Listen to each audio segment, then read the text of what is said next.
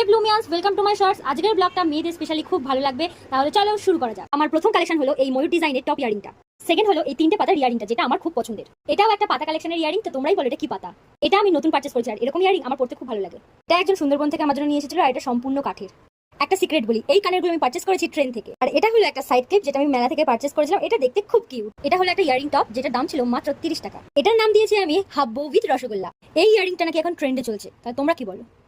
এই কালেকশনটা একটু ভিন্ন। আসলে বলে কি, মেয়েদের ইয়ারিং এর কালেকশন কখনো শেষ হবে না। এই ইয়ারিংটা নতুন মেম্বার, আর এই ডিজাইনটা আমার খুব পছন্দের। সব ইয়ারিং গুলোর মধ্যে এই ডিজাইনটা আমার খুব পছন্দের, আর এটা আমি আগের বছর দুর্গাপুজোর সময় কিনেছিলাম। তো মাই ব্লুমিয়াস, তোমরা দেখতে দেখতে হাঁপিয়ে গেলেও আমার ইয়ারিং এর কালেকশন কিন্তু এখনো শেষ হয়নি। বাট তোমরা হয়তো বিশ্বাস করবে না, এর মধ্যে থেকে অনেকগুলোই আমি ট্রেন থেকে পারচেস করেছি। এই ডিজাইনটা কমন, তো এই ইয়ারিংটা কার কার কাছে আছে অবশ্যই কমেন্ট বক্সে জানাতে ভুলো না। এই ডিজাইনটা এখন ট্রেন্ডে চলছে, তাই আমিও পারচেস করে নিলাম। আর বাকি কালেকশনগুলো আমি আর পরবর্তী শর্টসে দেখাবো।